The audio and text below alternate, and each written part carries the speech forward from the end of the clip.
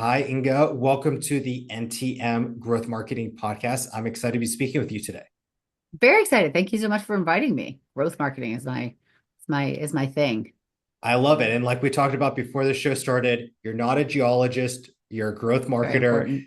important. Let's hear a little bit about your current role, your current organization. Yeah, thank you so much. I'm a growth marketer. I like to call myself the scrappy growth marketer. Because I've gone through a number of different iterations from really large enterprise. I mean, I think you get larger than Siemens, to, net new. I have a great idea, let's go with it. But now I'm with a company that's in that growth mode, that is really starting to ramp up, and sort of get to that next level here. Company's called BluLogix. We are a subscription management and billing platform for complex businesses. So we typically focus on companies that want to do subscription, but they have bundles that they're trying to sell, or they're a regulated industry, or they have usage-based pricing, which more and more companies are doing. We put it and make essentially their what is very complex simple. And so that's really the goal that we have there. What does the day in the life of Inga look like as a growth marketer? Well, I'm sure other growth marketers can this resonates with them, but you do a little bit of everything.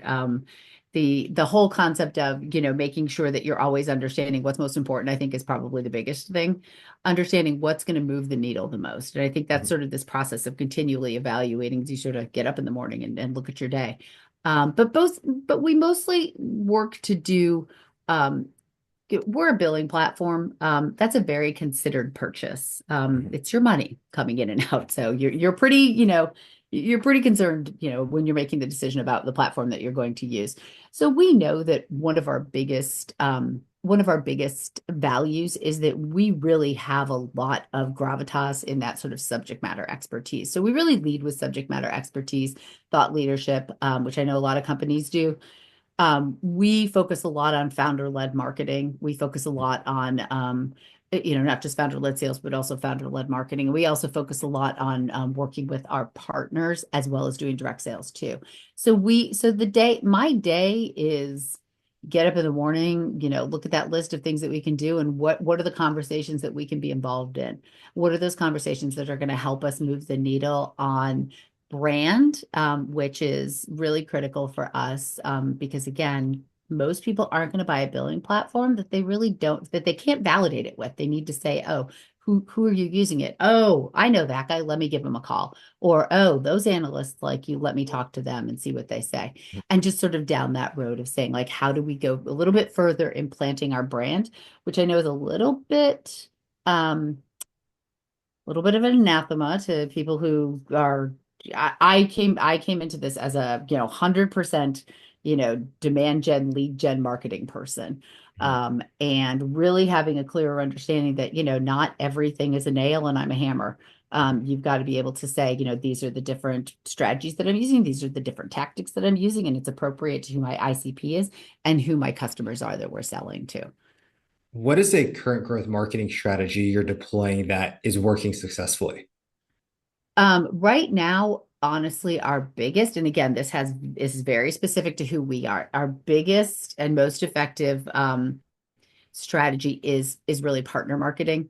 Mhm. And it's not just sort of, we're part, it's we've really have deep integrations with some companies. And in addition to people like the SIs, or some of the integrators, across the board, we really focus on people that we already integrate with as from a platform perspective, and working with them to get that right message and that right trust in front of customers and prospects. So that's our biggest. We obviously wrap a lot around that. We do webinars, we do a lot of social media, we do a lot of, joint marketing, we do a lot of, industry marketing and things along those lines. But understanding that that's what wraps around, this idea of trust, that really is probably our biggest motion that we have. It's our biggest growth motion right now. And it's what we see all across the industry. Have you Um, always worked in companies in growth mode?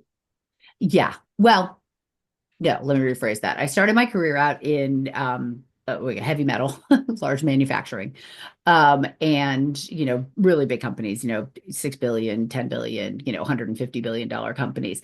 But I always worked in organization within those companies that were launching new products or Mhm. launching new ways of doing things, launching new approaches. And so I'm always sort of been in that scratch your head and think mode of saying, how do I want to address this in a way that's different? How can I do this in a way that's different than what my Mhm. competitors are doing? How can I do it in a way that's going to drive, revenue and profitability, top and bottom line? Speaking of doing things new and different, what is an innovative thing you're currently doing in your marketing that you want to brag on yourself Ah, for? that we're bragging on. I don't know if this is new as much, but it's very innovative. And if you're sort of an old school lead gen marketer, closed loop kind of thing, it's, terrifying. But we decided, went back and looked at all of our data and determined that we just need to get our content in people's hands. Mhm. If we actually force them to register, they don't convert. The vast majority of the ones that we force to register don't convert. They may sign up for a webinar, download a white paper. We do tons of white papers, tons of webinars, tons of things that require registration. Um, and they're not going to, they come back and they fill out the demo request form. It doesn't matter how many times we call them. It doesn't matter how many times we, try to engage with them, go to a trade show and hunt them down kind of thing. They come back and fill out the demo request form and they convert from the demo request. And so what Mhm. we did was we took a step back and said, let's just ungate everything. Like, I don't have any forms at all. And so now we have an enormous amount of content that's very specific, and it's very specific into a lot of these long tail searches that if we're a little bit niche. A Mhm. lot of people have complex billing, but it isn't necessarily, we know that somebody's looking for subscription billing isn't necessarily the right customer for us. Somebody's looking for IoT subscription billing is the perfect customers for us. So we know that if we have a lot more long tail content out there, people who are doing these very specific searches come to us. And so what actually ended up happening was we ended up actually increasing our pipeline pretty substantially because we got content in people's hands. Mhm. And then when it was the demo, they just almost every one of them converted. So instead of really having a scenario where you're trying to chase people who downloaded a white paper, to do a demo, Mhm. we just feed them more content and more content. And at a certain point, they come back and they actually complete that demo request form. So it made our sales reps happy. It made our marketing people happy. It made everyone happy. I'm pretty sure it made the customers happy because they weren't being forced to fill out forms, but it increased our pipeline pretty significantly and our close rates and our conversion rates and all that good stuff. Are you doing any offline marketing initiatives or all online? We do, well, it depends on your definition of marketing. We do a lot of trade shows and conferences. That's what I So was thinking of when I say offline, something like that. we do those. We were just now ramping up doing, in-person events. We really we took a breather last year as well as, obviously from COVID. But we do a lot of those. We also do analyst relations. Mhm. We know that in our industry that tends to be somewhat important. So, the Gartners, the Foresters, the specialists in our particular product set. Are you Um, liking being back in person? So, I am also an advisor and an active participant in something called the Tech Plus Startups community, and that is actually an in-person event community. We Mhm. actually do. It's just it's a funny story. A guy who is sort of a three-time founder, got bored and wanted to play with other startup people, and so started these events, and it was great. Literally, on our first one, he started in Miami and then started spreading from there. When he got to DC, he and I have known each other for years and years. Said, do you want to help sponsor? Do you want to host this? And I think we had like 400 people register for just a Wow. meetup, no drinks included, at one of the local hotels. And it was really exciting to me to actually get back in person. And I Mhm. didn't realize this was the long answer to a short question, but I didn't realize how much being in person I think was important. You go to the conferences, you go to the trade show events, it can be a little stressful, particularly as a marketer, but going to a meetup where you're around a bunch of other startup people who they get what you're going through, like they get intrinsically, has been really exciting. So I think that we're going to continue to see again, and that's where growth, that's where trust relationships are built. Mhm. And I can't say it enough that I think we're in a low trust, moment in time. Searching the internet is great and getting an email from somebody is great, but your trust is going to come from sitting down, meeting Mhm. somebody, having a conversation with them. So, as a very long-term internet marketer back from the beginning, this is a little disconcerting to me how much I like being back in person, but I think it's appropriate for our time and I think it's Mhm. really necessary. I think that you get a way different feeling about somebody or something when you actually are in person with them. How has AI been impacting your marketing? Um, we love it. But I say that with a little bit of a pause. We really I'm very lucky. I have a great team. They are Mhm. young and enthusiastic and young and inexperienced and I'm in an incredibly complex industry. So what it's allowed us to do really is be able to build content that has a lot of we have a custom, GPT. We feed it a lot of interesting information about our competitors, about ourselves, about our Mhm. back end, about everything in there. What it allows my young and enthusiastic team to do is generate a lot of different types of content based off of that. And so they can go in and get really creative and think about problems. And instead of waiting for an answer from our product management team, they can go into this and get answers out of it. And they can create content that is really, just it's different in that. So then what we do with that is we've taken and we've created a strategy that's very broad reach. Our Mhm. goal is essentially to be anywhere where we think our people might be. And right now, that includes Reddit, for example. It also includes weirdly Quora and Medium, places where people go and they read and they consume content and they want an authentic voice.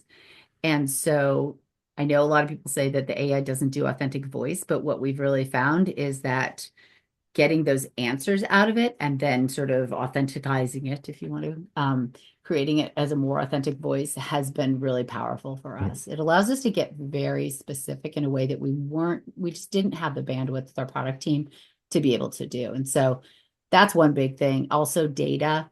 It's allowed us to do a lot of merging of data together, which has been things that used to take us hours and hours, from different platforms to get it all together we're able to do incredibly quickly and just walk away with it. And so we can see, these companies have a lot of intent data and they have a lot of, website data and they have a lot of, sort of all around along the platform. So we're able to get much more customized in what we're talking to them about because we can see a lot of what they're doing and then we can create custom scripts that again balance off of instead of Mhm. having to go back to our product people and say, do we do this? Does the budgeting module actually pull in data from here and here or does it only pull it in from we don't have to do that. We can go back to, our AI and be able to come up with that. So I think it's just enabled us to do a lot Mhm. more that's much, much more specific and based on the kind of product that we are, it makes a ton of sense for us. So my last question today is, can you give any references to an AI tool that you see yourself using a lot, whether that's an LLM like a ChatGPT, Gemini, or maybe a standalone AI software that you've been really enjoying? So we use ChatGPT just because we started using it early and we started feeding a ton of information into it. And so we've now built it so that it understands, what our patterns look like and what our, Right. I can drop in and say, like, create me a product page that, covers this one tiny topic and it'll create a product page because it already knows. So that one is, I sort of feel bad because I feel like we should be checking into more interesting things and we're not really. The other thing that we're using right now, the one that we switch around a lot, and I think that's sort of important, is because we tend to think that the rate at which we're seeing growth and progression in tools is just so huge that you have to be able to say you can't get married to one thing the way we're married to ChatGPT. We don't necessarily want that, on the larger level. We have to be able to say, okay, today I'm using Apollo, for example, and Apollo is pulling in data and customizing some of the emails that we send out to people, but I'm probably going to switch to Instantly tomorrow because they have a better AI way of pulling in the accurate data on that, and then I'm going to switch to something different in a couple of months from them. So I think you have to create that agility framework internally and be able to consistently identify what's better, what's not working. We have a bunch of different tools I also like around video that helps us to slice and dice our video, Do you use which Opus clips or Video Tap? we're just looking at we're looking at Opus Clicks now. I'm not going to tell you who we're moving away from because that wouldn't be very nice, but we're looking at Opus Clicks now. And so that's going to be one that it would We probably use be one of the them. next. Do We like them a you? lot. Yeah. They just seem great. They seem great. And we're excited about it because we really like we like again that authenticity that video adds, and we tend to do a lot of video, and then we Mhm. end up with an enormous amount of video that we can't like slice and dice and put out to different places and pull out those meaningful moments. So we're excited to be able to do that. And it's great as it through whatever AI they have, being able to pinpoint, these 30 to 45-second clips or through Yeah, whatever they're analyzing are the best ones to distribute. So we love it. that's exactly what we want. Because again, I have young and enthusiastic, but not necessarily as schooled in what's going to work and what's not going to work. And Right. so the AI being able to overlay on top of that is awesome. So we're huge fans. I mean, I hate saying it because I know that it's gotten such a bad rap, but I think that we really see it as being pretty pivotal. The more that we do with this, the Mhm. better off we're going to be. We're really looking at things like how do we leverage AI in our CRM to be able to pull out meaningful moments in there and to be able to pull out, a lot of different things in our product particularly as well. Well, I'll end it with this. I think you just hit on what makes a great marketer in 2025. If you not only have to be technical with the use of AI, but you also have to have the social skills to meet someone in person and shake their hand and make eye contact. So if you're too heavy in one category, you're not a complete marketer, in my humble I, opinion. well, that's very kind of you. I think you know what? It's all about having, I hate to say it's all about having a good time with it, but ultimately it's all about having a good time with it. And I think, being able to think quickly and be technical and also the ability to be able to take a step back and, have a drink with somebody is good. Well, So. Inga, as someone is inspired by this conversation, if they want to learn more about you, your organization, can you give us any links, social handles, best ways to follow up? We are at BluLogix.com. That is exactly BLU, no E, BluLogix.com. And you can reach me on LinkedIn at Inga Broerman. I think I'm literally Inga Broerman. There's only one of us. So if you see the writing on this podcast, you can And get to my it's LinkedIn pretty easy. Oh, Broerman. yes, it is. Yes, it is. Perfect. All Thank you right. for your time, Inga. All right. Thank you. This was great. Before we jump into our next guest, we want to take a moment to tell you about our marketing mastermind cohort, No Typical Marketers. If you are a marketing executive looking to connect with like-minded professionals, this is the space for you. It's more than just a Discord group. It's your exclusive ticket to monthly roundtable meetings where we have group discussions about advanced marketing strategies, share insights, and solve real world challenges like implementing AI agents into your marketing. Membership is exclusive and by application only. If you're ready to take your marketing game to the next level, apply now using the link in the description below. We can't wait to see you there. Now, back to the episode. Hi, Arielle. Welcome to the NTM Growth Marketing Podcast. I am excited to be speaking with you today. Hi, Andrew. How are you doing today? I am doing good. I know we both had some illnesses over the winter, so I'm excited for this conversation. And congrats, like I said before the show started, on your new role, which is different from when I initially reached out. But let's hear from you a little bit about your organization and what is your new role at the company that you started off in January 2025. Definitely. So I work for AgileBlue, which is a cybersecurity company, specifically an AI-powered SecOps platform. So starting with the company, I was a content marketing coordinator, so kind of doing things like white papers and blogs, all those different types of stuff, infographics and whatnot. And I've transitioned, like you mentioned at the beginning of January, into a demand generation marketing specialist. So now I'm kind of creating targeted marketing campaigns, looking into data analytics on different platforms like, LinkedIn, YouTube, those kind of things, and then optimizing different lead generation strategies from there. What does the day in the life of Arielle as a demand generation marketing specialist look like? It is craziness. Working in cybersecurity, this is the first kind of job I've had out of college. This is such a highly technical industry. So I'm just constantly trying to keep up with trends, and different things that are coming into the cybersecurity space. And data analytics has become a huge part of my new role. So every morning, I'm checking in to see how our campaigns have performed from the day before, and if there's anything I need to optimize within those campaigns. And that's kind of a huge part of my day in between meetings and creating different content and organic social. There's just lots of stuff going on, but it definitely keeps me engaged and excited to learn. So something I'm curious about, and maybe you could reflect back on your other role at the organization, as I know you're only about, what would that be, 55 days into your new role, but can Yeah. you share any marketing strategy that's been proven to be successful that you'd love to share with us today? Definitely. I think one of the biggest shifts that I've noticed that we've made in our marketing strategies is kind of focusing less on showing off our platform Hmm. and more on showing how we solve actual security problems. So like I mentioned, cybersecurity is constantly evolving. There's new threats, regulations, things like that that are emerging all the time. And security teams don't just need another tool. They kind of need a solution that fits their organization and helps them to stay ahead of threats. So instead of just jumping into new product features, we're trying to lead with more educational content, and putting out data-driven things that security teams can actually use, whether it's things like industry insights or best practices. We kind of want to be a go-to resource for them and position ourselves as a thought leader and not just another cybersecurity vendor pushing out our platform. What platforms are you finding to be advantageous for thought leadership in the cybersecurity space? I would say our biggest one that I focus a lot on is LinkedIn. Mhm. I think that's a huge platform for us, and I see a lot of our competitors utilizing it as well. And I definitely do take inspiration from our competitors as well. I think that's super important in this space. But again, standing out in such a saturated space is super important for us. But I would say, yep, LinkedIn and YouTube as well are two that are super important for us right now. YouTube, can you share a little bit more about why YouTube's been a great platform for you? I think we've seen a lot of growth on it over the past 6 months. We've been posting things. YouTube Shorts have been really big for us.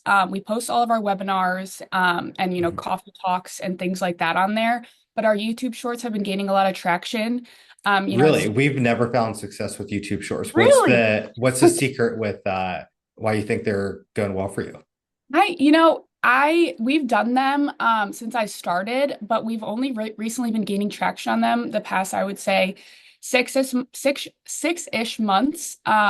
It's been, I think, one of the main things that we're trying to do is utilize trending topics. So Mhm. staying on top of those and then posting about those as soon as we know about them. And obviously using hashtags. I know everybody in marketing knows this, but they have to be as relevant as you can make them. So we try to like stay away from pretty general ones, Mhm. and get specific into ones that we know are going to be trending and that we know will kind of grab someone's attention. And like I said, it's a YouTube short, right? So it's shorter, under 60 seconds is how we try to keep it, but people are kind of staying away from long form content. So I Mhm. think YouTube Shorts have been standing out for us. Obviously, we're a smaller company. So trying to get our name out there in terms of brand awareness is always super important. And that's something that definitely has been helping us. So are you, when you're thinking about the content, the education, are you trying to make it fun and engaging? Or are you trying to make it more kind of NPR informative? What is kind of your inspiration behind that? I think just utilizing stuff from our dev team and stuff Mhm. that they're telling us. Obviously, I'm not a cybersecurity professional, so I don't know all the ins and outs of it, but I like Mhm. to pretend that I do, because, confidence is all about nobody knows if it's real or not, right? So it's just kind of using that to um, do specific topics that are trending and also can help the security teams kind of do well. So if you were to brag on yourself for a moment and all the marketing that you're doing, what is it's okay, I call it a humble brag. What is a way that you're doing something innovative in your approach to marketing? That's a great question. I'm trying to think. I think if I could answer that in a way that something I'm most proud of that we're working on right now is this campaign. It's like the biggest campaign that I've ever been a part of, and there's so many different platforms that we're utilizing, and kind of being in charge of all of that kind of stuff is something I've found to be very good at. Just kind of bringing all of it together and seeing it all work, and then pushing it out into the world and watching everything kind of fall into place. I don't know if that counts as a humble brag, but it It has done does. it. I'll ask you one follow-up question so you can brag on yourself a little bit more. What is a challenge you had to overcome in the campaign? I think something that I don't want to say struggle with, but creativity is like the Mhm. biggest breaker, like the biggest icebreaker. Once I break into that, and everything kind of just falls into place from there. I would say it's just breaking that creativity block of like, okay, this has been done, this has been done, this has been Mhm. done. Where can I go from here to do something that hasn't been done before, but also is going to resonate with our target audience and our ICP? So kind of playing the improv game where you always Yeah. have to say and instead of, once you say no, that's how you lose. Yes, exactly. So in talking about marketing in 2025, it's hard to not mention AI and how that's impacting all of our efforts in marketing. Can you share how AI has been impacting your relationship with marketing? Yeah, I mean, we use AI in, not everything, but almost everything that we do. I think it's kind of an essential aspect because it takes those things that could take you forever, makes Mhm. them go quicker, and then you can focus on the more important tasks that you really can't use AI for. It's definitely changed how we do marketing here at AgileBlue, especially in the industry of cybersecurity, where things like speed and accuracy are everything. One of the biggest ways I would say is in terms of data analysis and audience targeting. Instead of, like I mentioned before, guessing what topics are trending or what challenges security teams are facing, AI kind of helps us track signals in real time where we can refine our messaging based Mhm. on what security leaders are kind of actually researching and talking about right now. I would also say content creation is something that I've been using AI for since I started here, helping to draft initial ideas for technical content or Mhm. optimizing ad copy. Oh my goodness, I keep tripping over my words. Optimizing ad copy, it's saving us time and making our messaging smarter. But beyond that, our marketing team, AI is at the core of what our company does, right? Mhm. We're an AI-powered platform. We're autonomously detecting and responding to threats. That AI innovation kind of carries over into how we market our platform. And marketing a solution like that, I would say, requires a strong understanding Mhm. of how AI is reshaping cybersecurity. So it's something that I'm continuously learning about every day. I don't think there's a day where I'm not learning something new. And I think that's definitely helped me grow as a professional in marketing and in cybersecurity. So I might be putting words in your mouth, so correct me if I'm wrong here, but is this an example of how AI might support you with your marketing? I'm not a cybersecurity professional either. I was on your website. I Yeah, understood, it to an extent, but without right. being a cybersecurity professional, some things went over my head. So do you maybe take some of that content, put it into an LLM, and then say, rewrite this in a way that a fourth grader would understand? I try not to do fourth grader. Okay.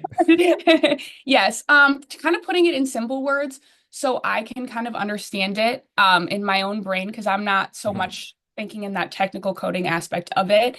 But kind of seeing how it's explained in more simple terms and then putting it back into the complexities that a security professional will Mhm. understand. I will say cross-team collaboration is super, super important at our company, especially with marketing, right? Because me and my team were really strong in our marketing skills, but we also, marketing a solution like this, need assistance from other teams in order to best showcase what our platform and our solution can help our ICP do. So my last question today is there an AI tool you see yourself using frequently, whether that's an LLM, whether that's a standalone AI software that's helping you in your marketing efforts? I would say I have two of them. I would say the first one is kind of, I think, one everyone uses, and that's ChatGPT, right? It's a tool that I mean, it's simple, it's straightforward, it does what you need it to do. And I would say I use it almost every day. It's not something I'm utilizing in every single task that I'm doing, but if there's something that I'm working on that can be done quicker using AI, I will definitely utilize it. Another one I would say is HubSpot's analytics and automation have been a huge tool for Mm. us. So Things is that like, an AI within a platform yes, within yeah, HubSpot? Okay. they have like lead scoring, engagement trends, those kinds of things. In cybersecurity, a buyer's journey isn't super simple, right? There's multiple Mhm. different decision makers involved, and there's a lot of research done by them before they're even considering a solution. So, like I said, HubSpot's helping us do things like track engagement trends, refine their lead scoring, and personalizing outreach in a way that actually makes sense. And like you mentioned, I graduated last May, so I haven't even been in this industry for a year.